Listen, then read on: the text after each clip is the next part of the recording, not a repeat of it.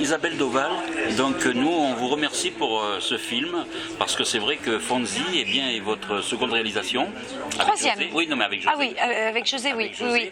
Mais c'est vrai que nous on avait adoré le film canadien qui n'avait pas eu une audience extraordinaire, et là vous le mettez au goût du jour, au goût de la France d'aujourd'hui.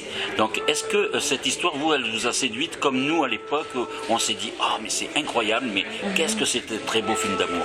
Est-ce que c'est ça? Oui, oui, absolument, absolument. Comme vous tous, comme nous tous, sur le public qui a découvert cette histoire. C'est une histoire tellement absolument incroyable et tellement humaine que c'est effectivement l'envie d'en faire une adaptation est née de cet enthousiasme que j'avais et de cette envie de rentrer dans la profondeur de ce sujet. Et j'avais mon point de vue à moi à apporter là-dessus. Alors, un sujet qui est universel et qui peut être adapté dans tout le monde entier finalement. Oui, bah oui, selon les législations, selon le regard du metteur en scène, hein, comme n'importe quelle histoire en fait. Hein, c'est la vision du metteur en scène, du réalisateur qui va changer, qui va raconter la même histoire bien sûr, mais qui va en changer l'humeur, changer, approfondir, renforcer la comédie, donner à rencontrer d'autres cultures ou parfois d'autres cultes. Et ça, c'est ça le regard de l'artiste qui s'empare d'une histoire. Quel était votre premier point de vue là-dessus? Dire je vais changer, voilà, j'ai vu le film, qu'est-ce que je vais amener au niveau, qu'est-ce que vous caractérise à travers ce film? Alors tout de suite d'emblée, et en même temps j'ai été charmée, j'ai trouvé que c'était un vrai film sur la vie. Et j'ai trouvé que l'option de réalisation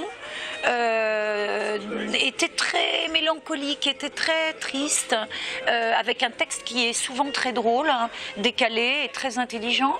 Et cette musique permanente sur le film qui était très belle mais très mélancolique, très triste. Et là je me suis dit non, c'est un film sur la vie, pourquoi? Moi j'ai envie de célébrer la vie, j'ai envie de la célébrer à tous les instants de ce film. Et ça c'était une option, puis j'ai été frustrée aussi du manque de paroles qu'on donne aux enfants, alors que cette revendication des enfants fait tout le film, hein. C'est à cause de ce postulat de base qui est ce collectif qui demande à connaître leur donneur, dans 242 enfants qui demandent à connaître l'identité de leur donneur, finalement créer toute cette histoire de Diego Costa, de Fonzie qui finalement donne naissance à un père, puisque c'est l'histoire de la naissance d'un père. Et quelles sont les choses fondamentales de différence entre la loi française et la loi canadienne? Alors, la loi canadienne permet à un homme de vendre son sperme en vue de l'insémination artificielle, en vue du don de sperme. Alors qu'en France, dans la législation française, un homme peut vendre son sperme pour participer à un protocole de recherche sur la fertilité, mais en aucun cas un homme peut vendre son sperme pour devenir donneur, en fait, d'une façon générale. Il donne son sperme pour aider des couples dont le père est stérile à avoir un enfant, à pouvoir fonder une famille. Donc là, vous avez été obligé justement de vous coller à la loi française par rapport à tout ça? Évidemment. C'est très dur, ça, il faut rencontrer des spécialistes. Oui, alors j'ai demandé à ma productrice, à mes producteurs de rencontrer un avocat en bioéthique. Donc j'ai rencontré un avocat en bioéthique qui m'a beaucoup aidé sur cette législation. Karine de Desmaux, qui est la première adaptatrice donc, du film avant notre intervention à José et moi, pour changer ce qu'on avait besoin de changer. Elle a traduit le film, donc elle s'est très vite rendue compte que la législation française n'était pas la même que la législation canadienne.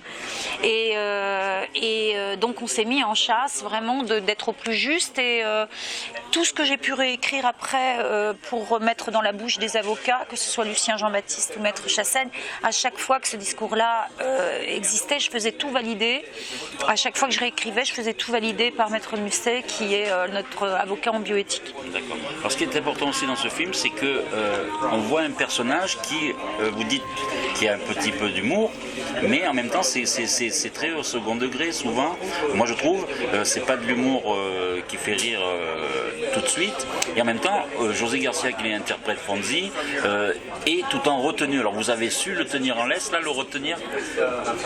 Mais oui, parce que José, c'est un beau cerf-volant, mais il faut tirer sur la corde un petit peu, parce que des fois, ça peut vraiment s'envoler tellement haut qu'on voit plus les couleurs, quoi. Donc là, du coup, oui, pour ce rôle. Il y a longtemps qu'on l'avait pas vu comme ça aussi. Ouais, là, oui, mais moi je l'aime comme ça. On dirait que c'est lui. Oui, moi je l'aime comme ça. Mais oui, mais c'est lui, c'est lui. Sauf que quand il joue, il a tendance à être un petit peu plus testostéroné, à amener un petit peu le testostérone espagnol, etc. Et c'est ce qu'on aime à travers d'autres personnages, d'autres films qu'il a pu faire dans le passé. Mais là, c'était zéro, quoi, puisque Fonzie est un être de bonté absolue, un type qui gaffeur, qui se bourre toujours de chemin, qui a du mal à trouver son chemin.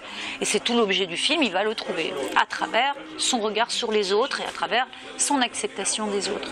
C'est un film d'amour pour vous, l'amour différent. On peut dire que c'est un amour différent et qu'il faut accepter les amours qui sont. Mais l'amour pour moi, c'est les autres. De toute façon, je ne fais rien sans les autres. Après, évidemment, choisir un homme, on en choisit qu'un, on n'en choisit pas 15 000, avoir des enfants, mais je ne sais pas faire sans les autres. Donc de toute façon, l'amour pour moi, c'est, je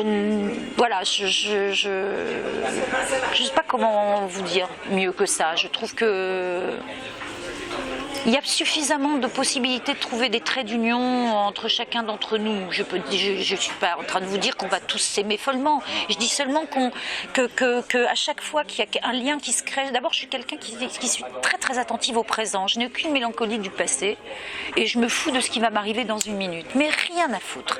Donc c'est ça aussi qui me permet moi d'avoir un lien avec la personne avec laquelle je parle. Et ce trait d'union qui va... Des fois, ça se fait pas. Il y a des gens qui ne peuvent pas me voir. Voilà. Et bien là, j'ai pas... Voilà. Mais d'une manière générale, j'aime créer un lien et ne pas passer à côté de ce présent-là. Plutôt que de me dire qu'est-ce que je vais faire dans 2 minutes et je serai passée à côté de la personne avec laquelle je suis là. Donc moi, oui. Moi, je ne suis pas du tout une solitaire. Hein. Je suis quelqu'un qui aime vraiment, vraiment beaucoup être avec des gens. J'aime les gens. Et est-ce qu'on peut dire que ce film est intergénérationnel? Ah oui, je suis pas sûre pour les tout petits, hein, parce qu'ils comprennent le sujet, mais à partir de 10 ans, ils s'éclatent. Ils s'éclatent à partir de 10 ans. Oui, les tout petits de Lucien Jean-Baptiste sont trop petits pour comprendre. Oui. C'est ce qu'ils lui disent. Non, mais c'est pour ça que je vous dis ça. C'est que les enfants comprennent tout de suite les différences qu'il peut y avoir. Et oui, mais parce qu'ils vivent dans une société qui a avancé et qui, aujourd'hui, on a, si on veut avancer en tant que citoyen français quand on est petit, il faut avoir une dose d'ouverture d'esprit extrêmement large. Donc, on peut ruminer sur des tas de choses qui sont faites, qui se sont décidées, etc. Et on peut avoir. Mais là, les enfants, ils vivront tous. Ma fille, par exemple, ma fille cadette qui a 12 ans, elle voit plus les couleurs. Dans sa classe, il y a des beurs, il y a des blacks, il y a des coréens, elle voit plus la couleur. Elle est sortie avec un petit copain, elle revient, elle me dit, parce qu'il y avait 2 blacks dans sa classe, et elle revient, elle me dit, maman, je suis super amoureuse. Je dis, ah bah c'est super, c'est bien, et alors c'est qui? Elle me dit, oh tu le connais, il est super mignon, tu sais, il a toujours une petite cravate. Mon cousin, je vois pas, mais si maman, il a toujours une petite dégaine avec son petit col et tout, il est vraiment trop mignon. Mais écoute, non, mais maman, il rit, il a toujours des dents qui éclatent, il rit à gorge déployée. Je dis, écoute, chérie, vous êtes 40 dans la classe, moi je ne vois pas de quoi tu me parles. Elle me dit, mais si, il s'appelle Aziz. Alors je dis, oui, mais moi je vois pas qui c'est Aziz.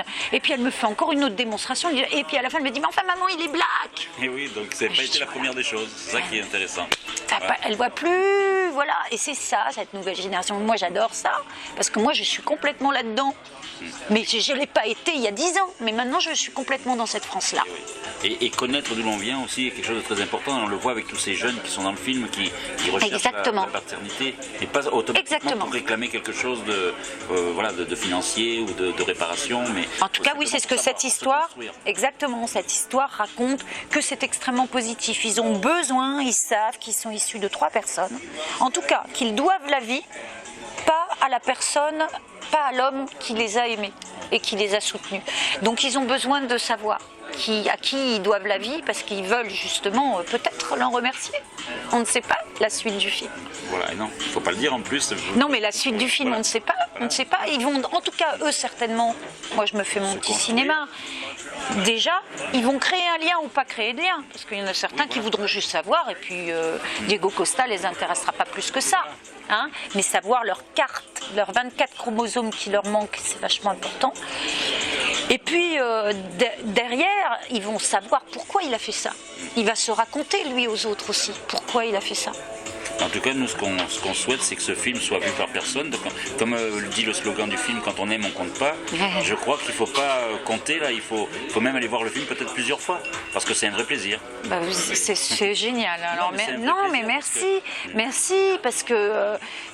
Enfin, c'est une histoire sur le partage. Alors effectivement, on aimerait beaucoup qu'il soit partagé par le plus grand nombre.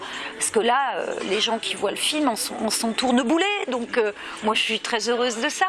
Je suis très heureuse de ça, de ce partage-là. C'est quand même génial. Isabelle Doval, merci. Ce qu'on souhaite, c'est que le film rencontre le plus grand public, beaucoup plus que 500. Le plus de cœur possible. Voilà, le plus de cœur possible. Merci beaucoup, c'est gentil.